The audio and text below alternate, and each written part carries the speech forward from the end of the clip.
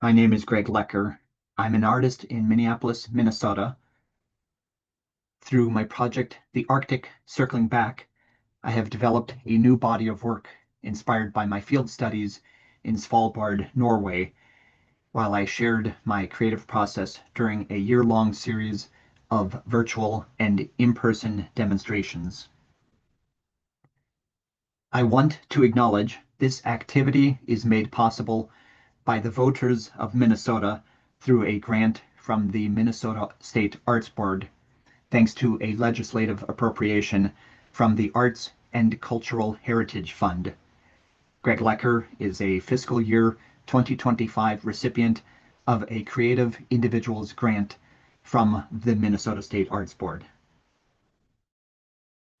I studied the subject of mountains and meltwater in my usual medium of oil painting. I used my photographic reference and memory while demonstrating oil painting for live audiences. Glaciers in the mountains slowly melt within channels bounded by rock, gravel, sand, and silt. These watery channels carve shallow streams that flow to fjords and then into the Arctic Ocean. My underpainting of warm orange tint immediately brings a sense of sun and daylight, regardless of the sky condition, which is in turn reflected in the meltwater. Here and there, ripples and miniature whirlpools form. In addition to oil painting, I created renderings of the same subject of mountains and meltwater in a variety of mediums beyond my usual medium of oil painting. I experimented with Scratchboard, block and stencil printing, watercolor, and gouache, and opaque watercolor.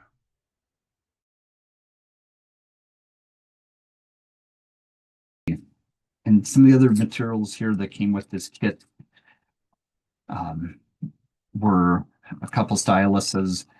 These happen to have um, a wider tool on one side and then a sharper tool on the other side. And I'll demonstrate how that works. I often used this point. It's useful to see some of the bright lines show up. We're actually looking at this area here. Like I said, you can turn the tool different directions, and I'll show some of the. This is certainly easier to hold, and I've done both. The both the paper clips and some of the other ones. Sometimes it's good to try some different types of mark making.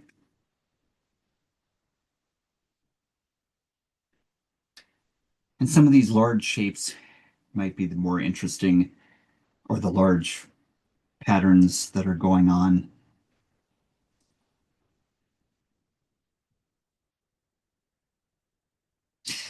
In choosing the subject, it's handy to use something that has a bit of contrast, not something that is very subtle. This is not painting, this is not drawing. So you're looking at very broad images.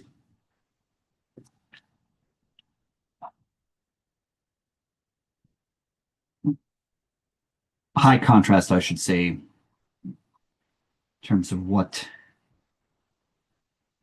works the best.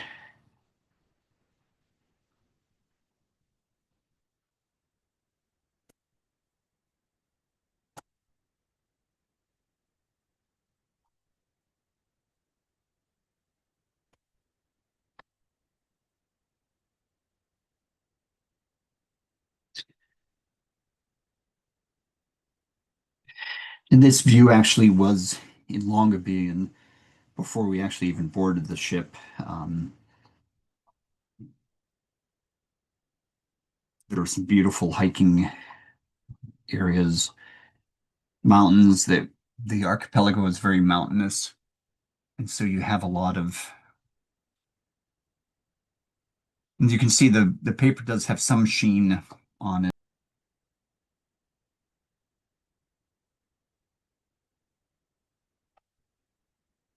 Mostly doing hatching now rather than cross hatching. Um,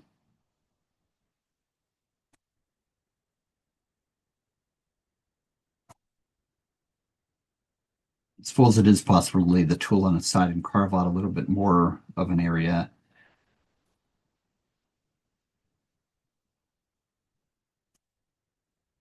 Built, that's certainly a way. And then moving up into the sky. With regards to the sky, sometimes it's nice to have a straight edge to be able to um, have some consistent lines so that there's some contrast between the straight lines and the straight lines of the background and the stylus here. But I understand that the stylus does wear out in time. So it's possible that even just some cardboard slides along the paper more easily than the canvas board.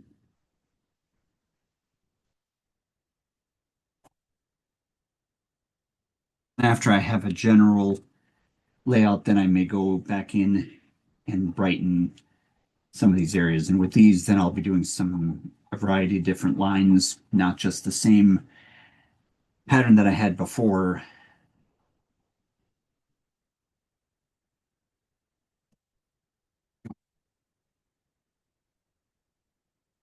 The um, the different clouds that one is seeing.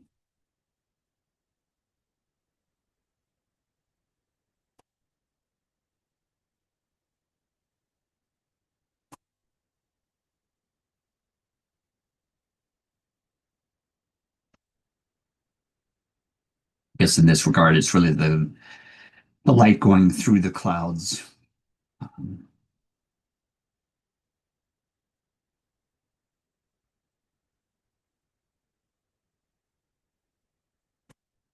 may take some still shots here and there as I go, just that folks that are not watching the video can still see what's going on.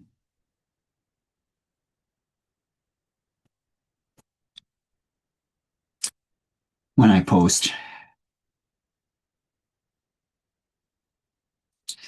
And then, and I did not transfer every single thing of these planes, but I'm going to be suggesting them as I go along. And so I will be looking back and forth between the mountain and the actual.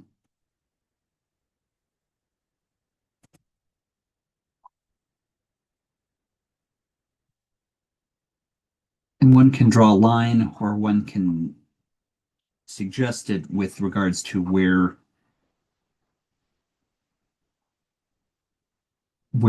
another crosshatch stops.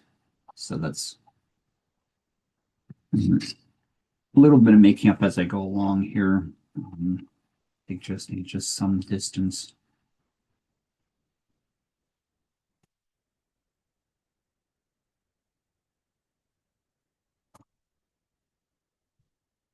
I do want to see how this is working for me. So I've seen this photograph versus some of the other photographs that I had, but that's all right. It's it's not a photograph. This is not a photograph. It's creating some poetry here and there.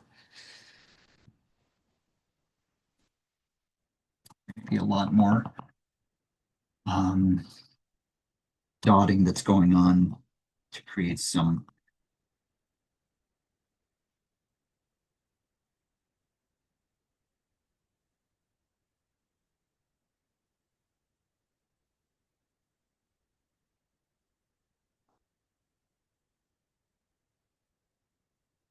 That's very laborious. Not something that I'm expecting anyone to want to watch. To get a whole area done like this, but gives you some indication of what goes on. This is where you could have some good tunes on. Your mind can go off into another subject as you're working on this, and that's okay because as long as you keep and concentrate on this specific area, okay, I'm going to work this area. Um, the exact dots don't matter. It's definitely an area where you're not able to replicate something exactly.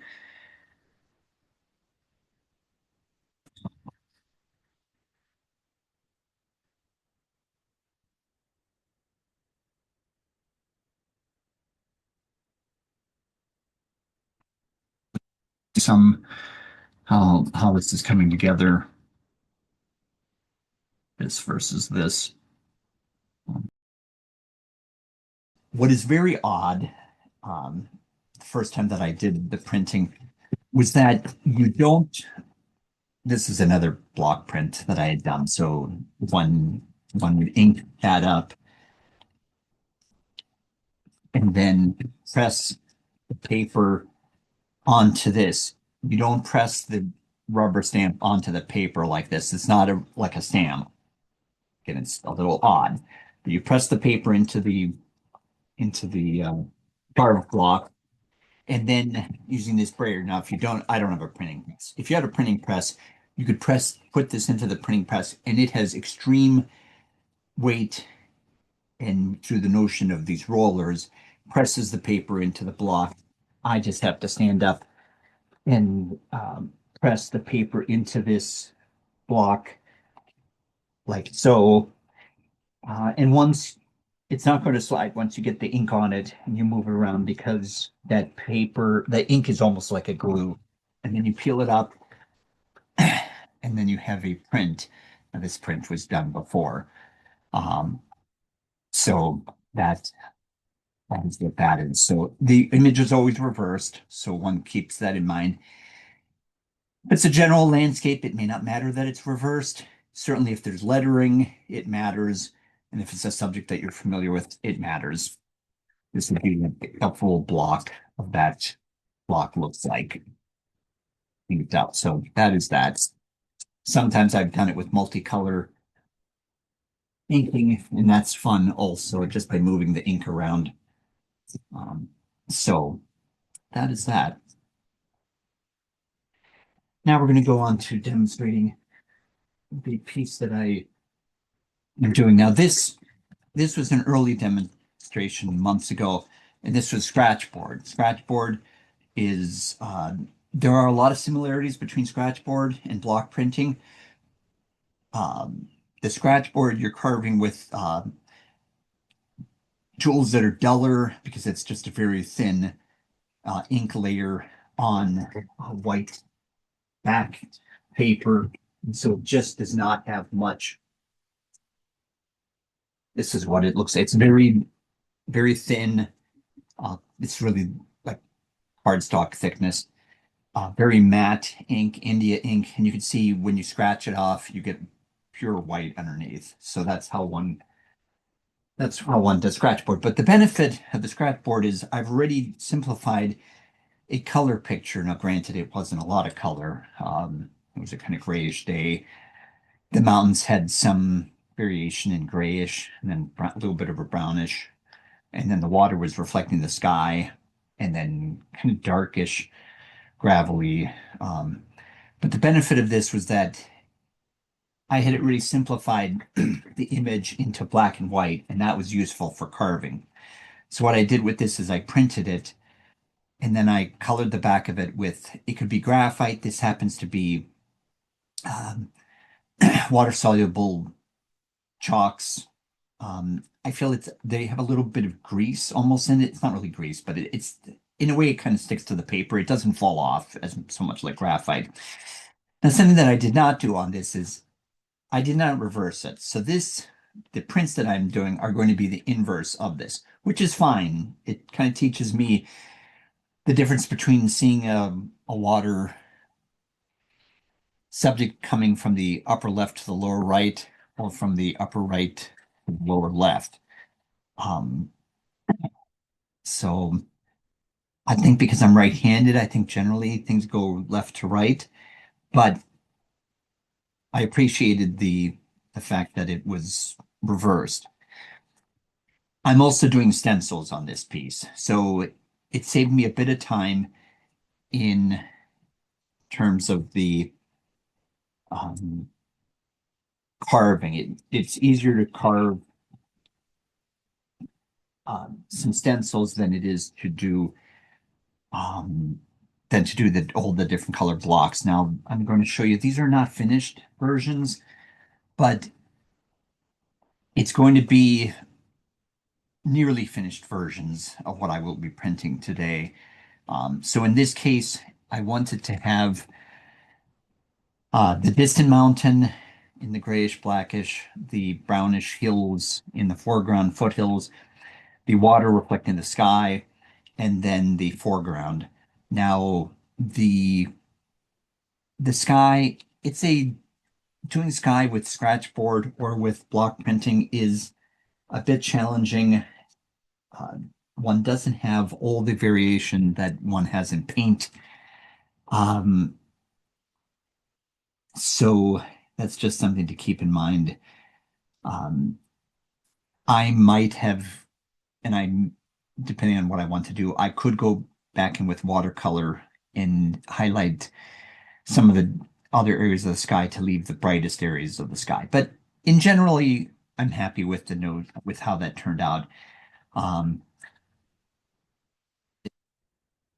as to the way the stenciling worked is that, in the past I've done it just with paper, but this I felt that it worked better with the stenciling with this acetate. It's actually file folders. It's a little bit thicker than acetate, and it's flexible and it doesn't crack as much. So that was useful.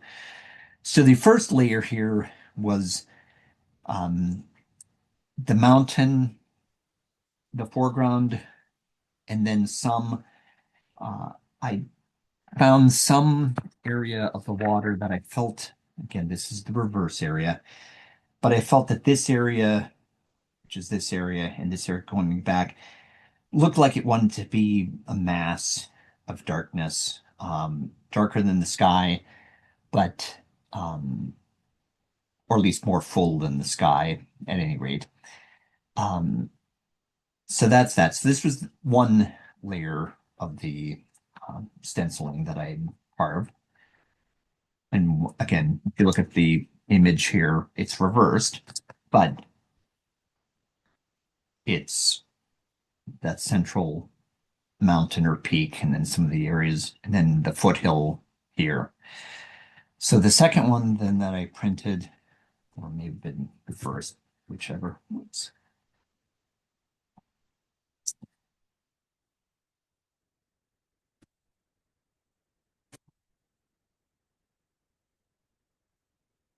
This one, and this one has, and this actually has serves two purposes. One, it's the foothills that one sees, and two, it's some areas, that's a little sticky there. Some of the, what I've identified is some areas that I needed to pull up the contrast a bit more on the final print, that it doesn't really show up on the Scratchboard, but it does when I look at the photograph more, that certain areas were a little bit darker. So you will be seeing me doing that stenciling on top of the finished block print, just to add a little bit more detailing, bring out some contrast. So I'm not going to lose that. I'm going to put that on top of the computer here. Actually, and if you wanted to see what that looks like, it's this. And I realized I did not do this part, but I will. So this doesn't have the colors. This is just one pass, and it was an early pass, but it has some of those areas of extra dark that I'm going to print in black. The other ones that I'm printing, I'm not going to print in black. I'll print in a bluish gray, and then also um, a uh, bluish gray black, and then a lighter bluish white for the sky. So that's what that is. and some interest. Like I said, I'm going to switch out the carving tool. So this, not going to go quite down to the smallest, but I'm going to go down to this one.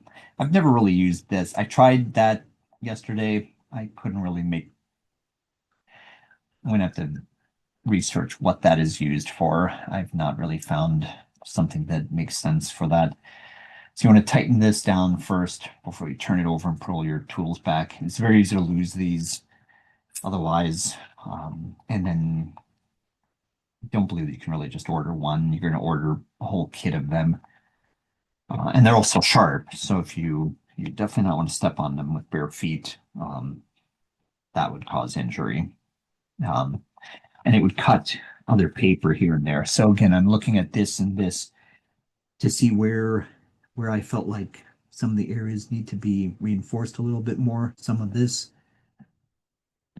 perhaps, which are sloping areas of the landscape coming down. Now, this was printed before even some of these the improvements that I made just this morning. Some of these areas, I know I'm right on top of it, but if I don't get right on top of it, I can't see the detail enough to carve it. So I like the details, but they were not deep enough to be printed. So I'm just going over them. I don't need to look at something because they're already carved into the block. I'm just reinforcing them. And they're all just representing the ripples that I saw in the Scratchboard, and that I saw in the photograph, and certainly witnessed while I was looking at these various elements. And again, these were some of the runoff of the glacier melting down. And the glaciers, as they melt, they're going to be, some people, I've heard it called glacial flour. In a way, there's sometimes sand and grit and sediment that's in the meltwater. So in some areas, it brings some nutrients down, can bring in nutrients down into the water even for marine animals.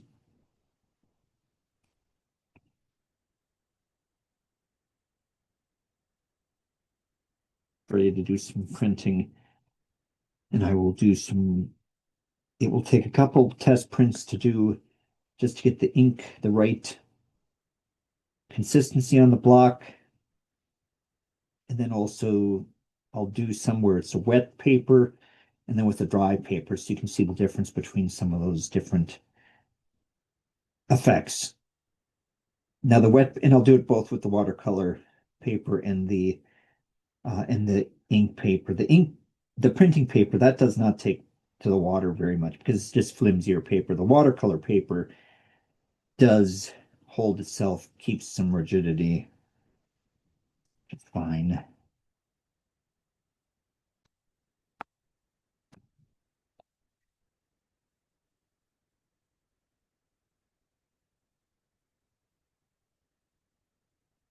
Don't want to overdo this because remember, I'd overdone this and I lost. This just became a mess here. You do not realize. Looking at these two, again, they're reversed, but still, I liked some of the effects of this. I don't like some of this. This is still graphically strong enough that it reads. This gets lost. This is fine in both cases. Different. And this is fine. This is a little muddy. The printing did not work well. A little bit too thick and runny. And this was before I had carved the mountain more, and certainly before I had carved the sky. This sky was not carved enough. I've since carved the sky much more deeply. If you look at this, some of these test prints. So this mountain compared to this mountain, you can see it's not just a question of inking more of the sky or less of the sky. I went back into this sky and carved a lot more. I'll try later the stencil on the black. Maybe I'll try one one or two of that. Let's see, what's the block? This one at least, this is dry enough. You could probably do that stencil on that to see what that looks like. And this is applied via a brush, not block print. That makes any sense. And it's just these areas, which is tough to tell. Let's see. That's too black to be able to see that really. But this one is light enough that it probably would read through.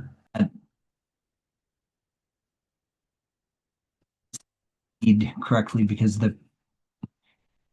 the paper was not printed directly in the center. But so it's going to show the contrast. Not bad. The other cool things about this is that one can put 5x7 sheets in the top. There is a thumb handle or finger handle on the bottom, so you can hold this in your hand. I cannot turn it over since we've got water in there already, but know that there is a little loop on the bottom of the brush of the box. You've got your paper here, and so you can do some with a kit that's very portable. This can certainly fit in a small bag, or if you have a pouch of a jacket, you can work with that. You can do your painting on that side or vertical.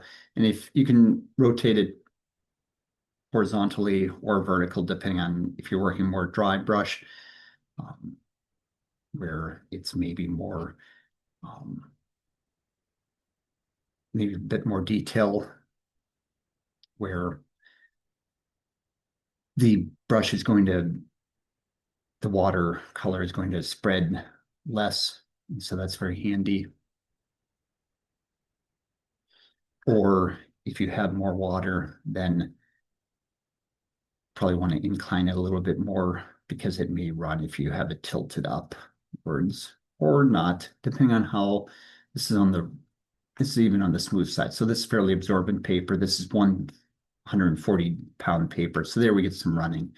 If you keep adding water, like a typical watercolorist, you can keep a leading edge wet and cover some areas and even add some blending here and there. And let it run a little bit, and that all works. That works great. So that is that. The alternative to something like this, and this also comes with a palette that's a handy cover, so that when you close it, your paper is not going right into your wet palette. And you can also move this off to the side, to the left or to the right, and have some additional room to paint on. So a larger palette, larger working area, even though it's all handheld. I'm holding that with one hand, and I've got another hand free to be able to do brush work. So that's very handy. The other option is the Derwent collection, which I really am a fan of. And that is dealing with chalks like this. Chalks which are water soluble and which one can draw or paint with. And Derwent Intense Blocks, it advertises as being this 24 colors, plenty of colors in my opinion, front of the cloud, starting with the more typical watercolor here. And now at this point, it could be using some of the chalks that I have. That's black. Some of these maybe a little difficult to tell exactly the color as well. We've got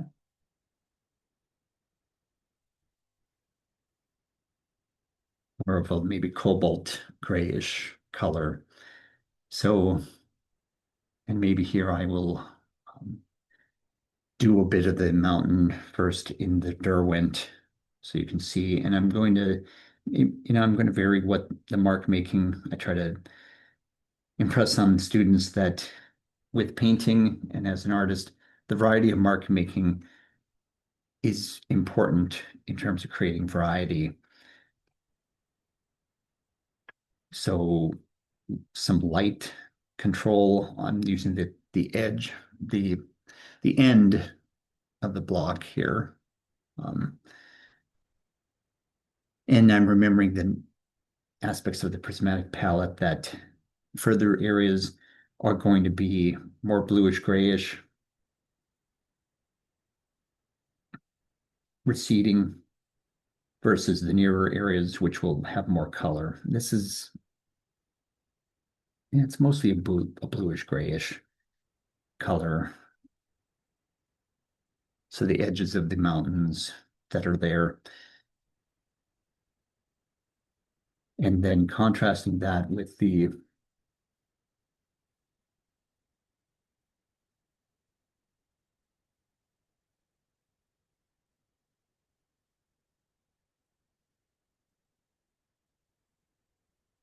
watercolor, the typical watercolor, I should say.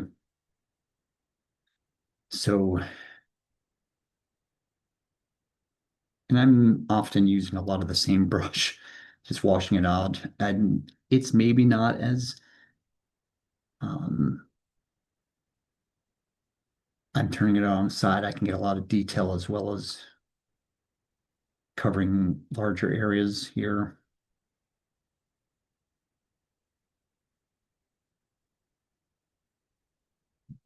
So we've got some of the dark edge of the mountain and maybe varying it just slightly in terms of creating some lost and found edges where it's harder than maybe softer. So you can hopefully see a difference between the drawing with the Derwent, watercoloring with this. And I'm going to purposefully not blend too much of the drawn Derwent so that you can see the difference between the two watercolor techniques.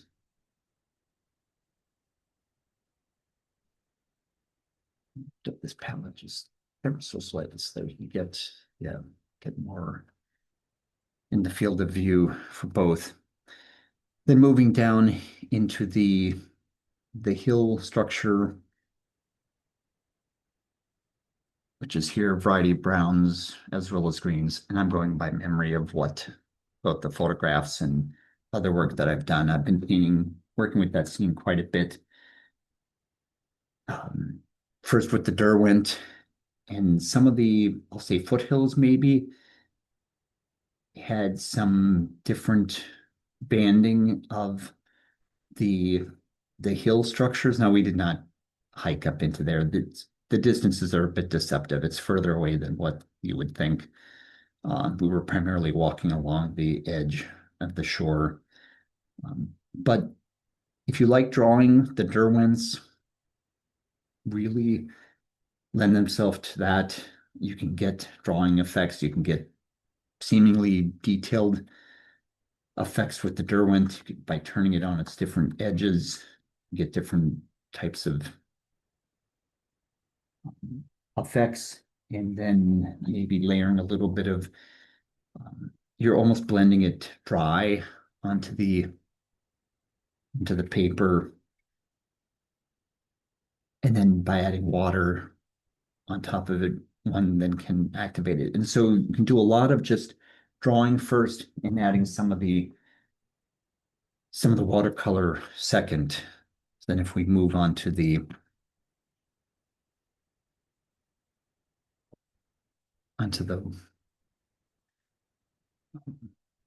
watercolor, getting some browns, some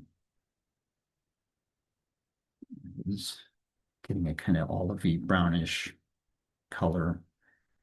And I'll just kind of segregate my warms and my cools here. We don't have lots and lots of times to do both, but here we've got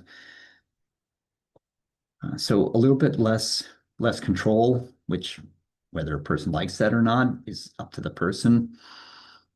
Um,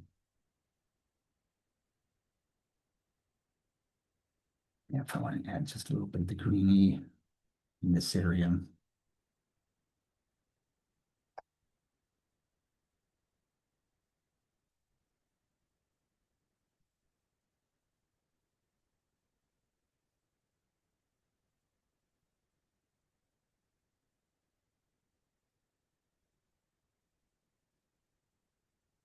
Bit, bit of touch of the warmth here. And I may use some of that to just draw down. I want to keep this edge, so I don't want to get too close to that. That's a bit of a challenge because it is tilted up just ever so slightly, but I'm going to trust that I can control it. So just trying to blend that edge just slightly.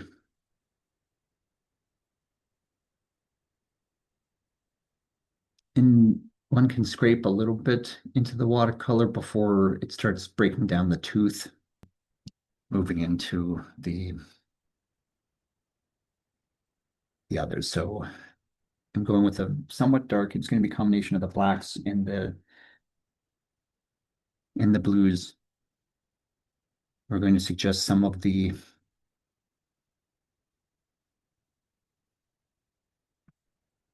it's the edges of the watercolor, somewhat gravelly. It's very easy to get more sharp lines with the Derwent, and then just with a little bit of water, one can soften that.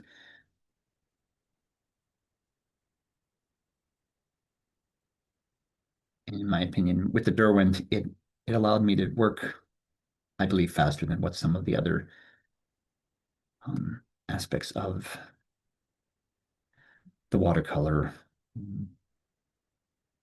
I probably do a lot of almost drawing as I'm doing my painting, combination of drawing and filling in planes.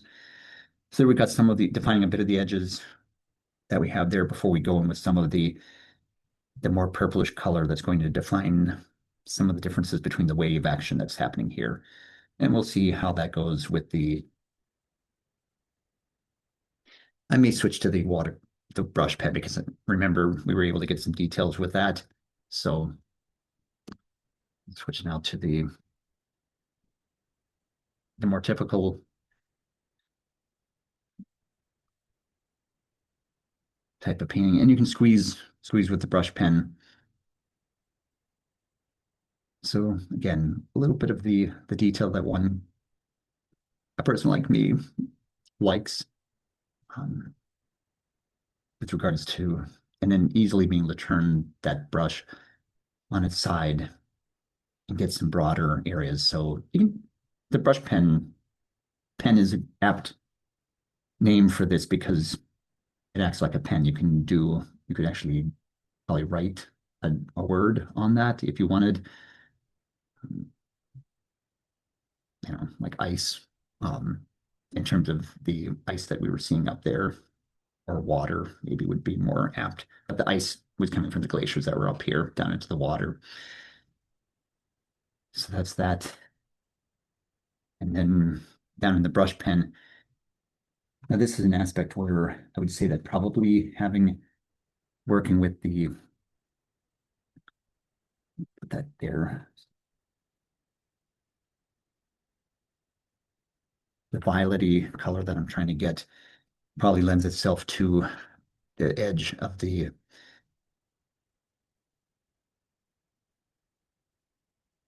rolling. Now the hands are going to get a little bit of pigment picked up, especially with the darker colors. So maybe it's like the edges of the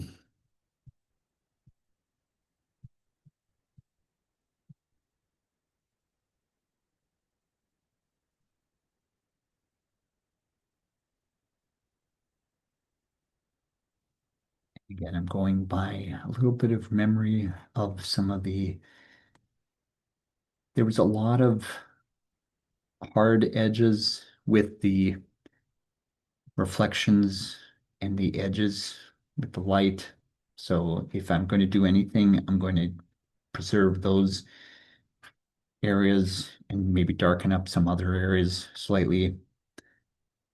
putting in some areas here that I'm going to do some slight blending here that's going to darken up this whole area in the last minutes going on.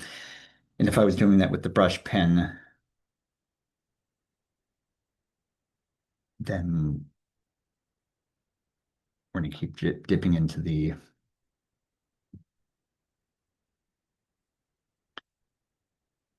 pigment to get some of the very dark areas. And it's more about the contrast that's going on than it is. We're cheating just ever so slightly. We're grabbing some of the Derwent because it's right here.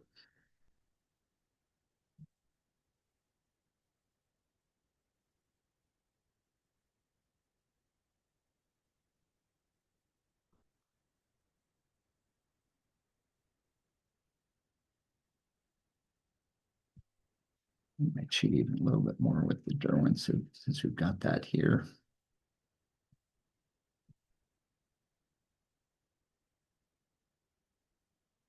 So hopefully you can see that we've got some foreground going on there. And then adding some color here, which is going to blend a lot of this color together, soften some areas of the Derwent.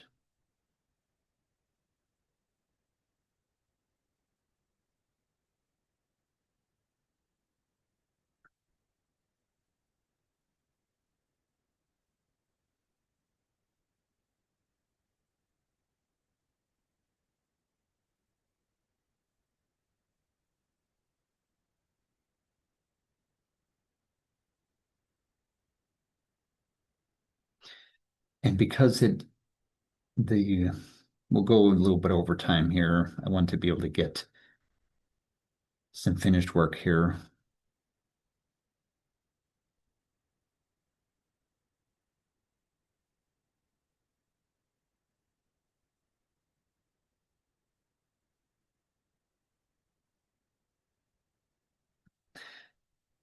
So which do you prefer? Not the finished effect, but which do you prefer in terms of the working the Derwent, the watercolor, chalks and brushwork, maybe a combination of the two? I'm open to thoughts that people might have in terms of what people might like in terms of working process of one versus the other. It's no right or wrong answer. It's just what maybe a person is into. One type of medium. They're both watercolor medium. Don't want to misspeak there in terms of what it is. It's similar type of scene, one versus the other, but slightly different effects. So here we have the more typical watercolor painting with blocks. Could be a palette or could be dry areas. And so we've got some of those effects. Or we have the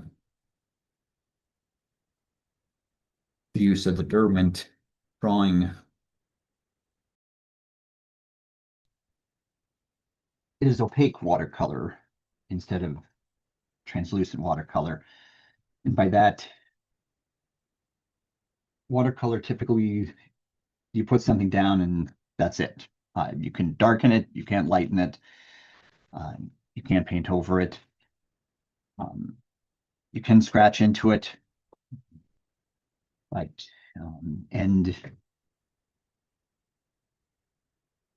but by contrast, the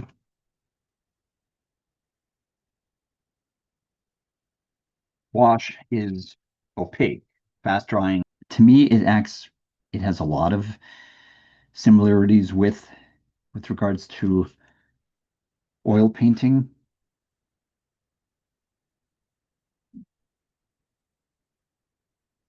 Working quickly is definitely important.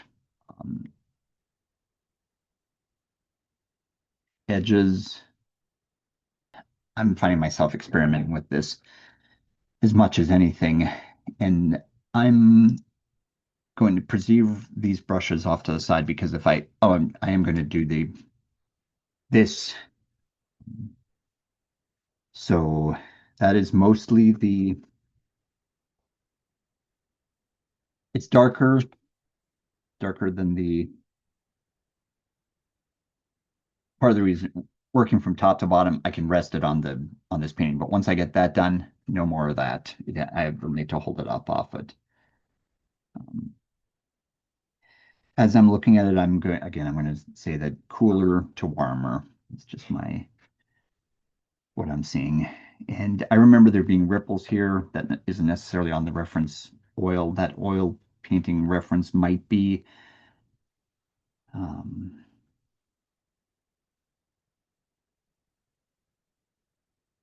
it's a bit darker. And again, I dipped into the water thinking, oh, I'll just thin it out with the water. No, it doesn't quite work.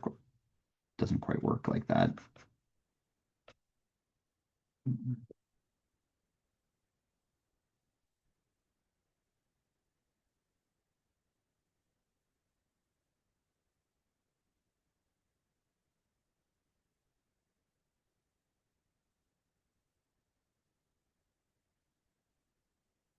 I wanted it slightly cooler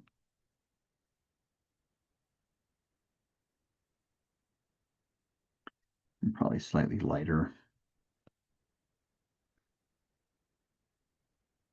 You can see how quickly that other layer is barely on there and it is already, I can draw over top of it and cover it up. So that is not something that you would ever do with, I would say, neither acrylic nor, and this, I'm sure that I can paint right over top of that with the cooler color that I have mixed up.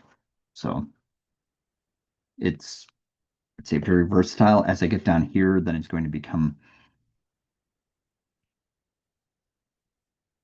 and I may not do much of this. These ripples are, I'm not going to say they're a challenge, but they may be a bit of a challenge. So I'll probably just be holding those brushes. Like often happens, I get multiple brushes on in my hands. I'm going to start with the mountains and work down. That darker color that I had on there is, I think, more perfect for this edge. And again, you can see I can have a wet edge. You can paint over top of it, but I would say paint over the sky.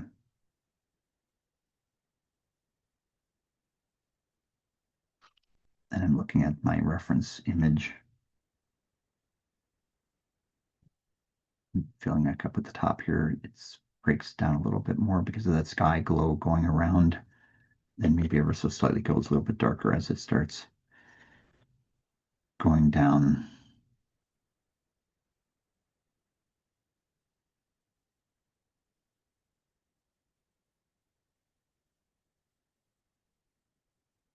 I have a puddle here that I'm painting with, and I'm maybe adding a little bit of one color, a little bit of another color to bend it. If any drawback, it's the edge that is the challenge. And I may be slightly limited by my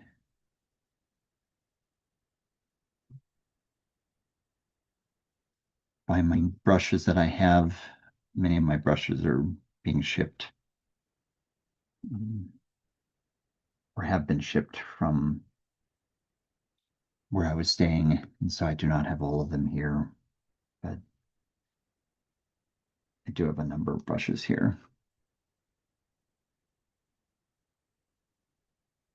My point being that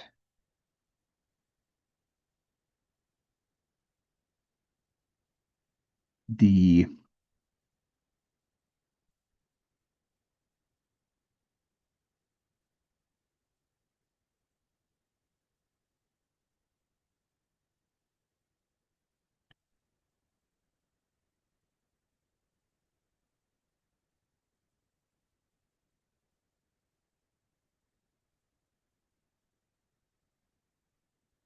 about halfway through, and I know I'm not halfway through on the whatchamacallit, on the canvas here, or the whatchamacallit, so I'm going to just speed up things a little bit more.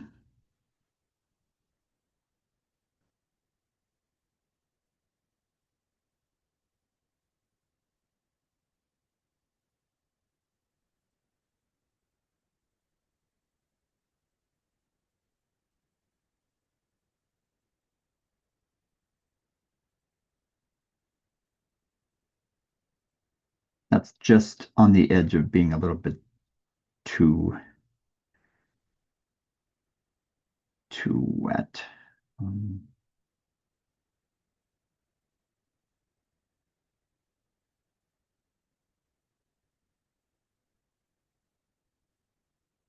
but that is almost already completely dry, almost as quickly as putting it down on the paper, which is interesting, and also maybe slightly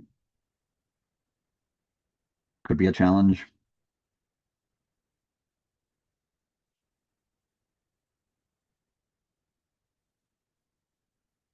I'm trying some things here and there just because I do not. This is a little bit more thinly painted, but I feel like that probably works. I think there's enough paint there that when I say not enough paint, it's more like the appearance of it afterwards, whether it is going to feel not like gouache, but more like watercolor. It's fun, in my opinion. There is something similar to it. Being a kid playing with this, it's pretty easy to bend the colors one way or the other in terms of like cooler, warmer towards a color. Again, I have a pool here. This is mostly light horizontal surfaces.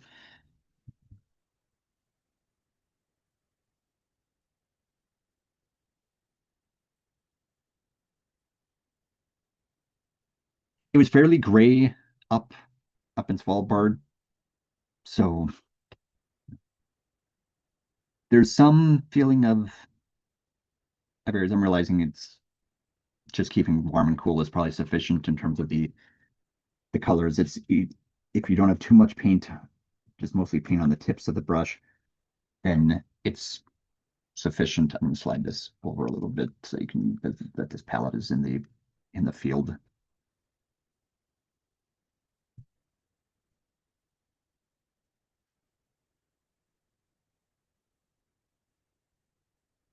To get some of the that's still I feel like it's too.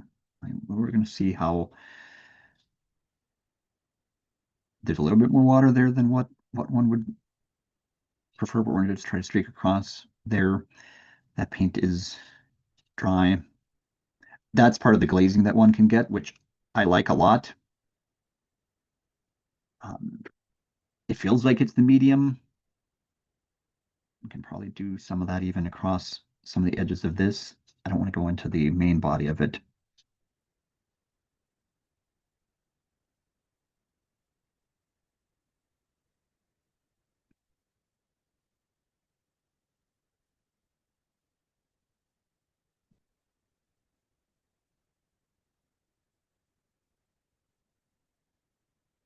I'm striving for a main color.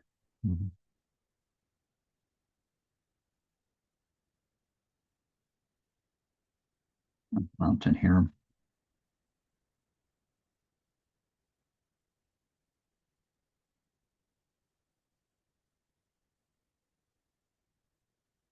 When it's maybe perhaps not exactly the right color, then maybe I will use it for another area of the canvas. I'm going to see what a little bit of, I don't have really a detailed brush here, so we're going to have to, let me quickly, this is so dry here, but again, that's just the way that it does.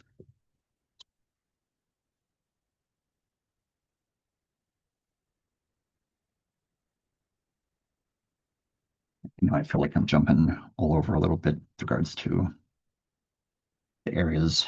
Um,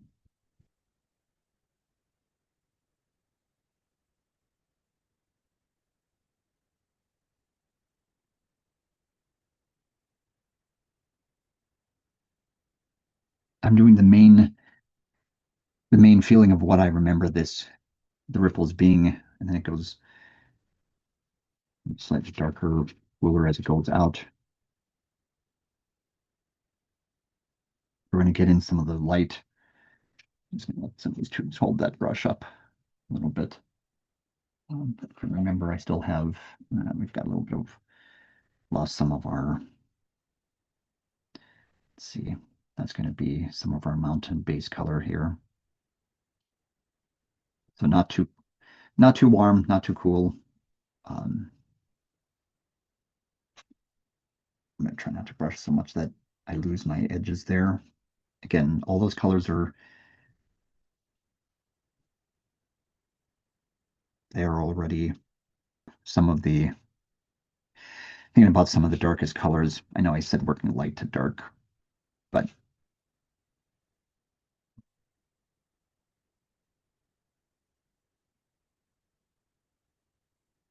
we're starting to get to some of these darker lines. The meltwater, so what is the meltwater? The meltwater is coming from the glaciers. So I'm going to ever so slightly start moderating that to grays and blacks. Working quickly. I'm going to say maybe it's mostly about the feeling of this that I'm liking.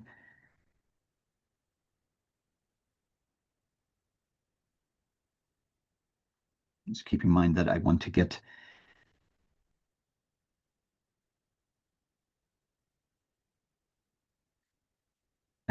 this painting done for viewers.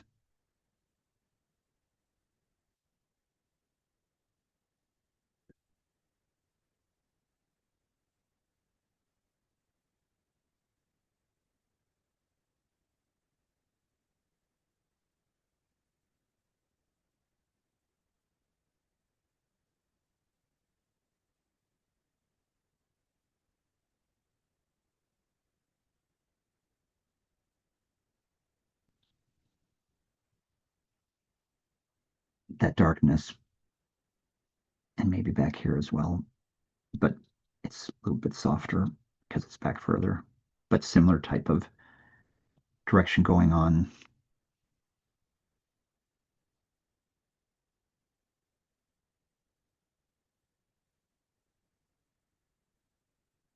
Some areas here. As the brush dries out, then I feel like I can get more into some of the other areas, but I want to be conscious about where and how much water there is on the brush, in the brush left remaining that can do things that I want it to do. Value and softness. What have I learned through executing this project? I gained experience with block printing and learned how to paint in gouache, opaque watercolor. I concentrated on softening edges, simplifying shapes, and connecting values. I made a habit of recording Zoom demonstrations and posting to YouTube monthly. I plan to continue to do so, creating new works at least once a month while purposefully thinking and talking about my methodology. I thank Minnesota State Arts Board for their funding of my creative practice, and I thank you for watching.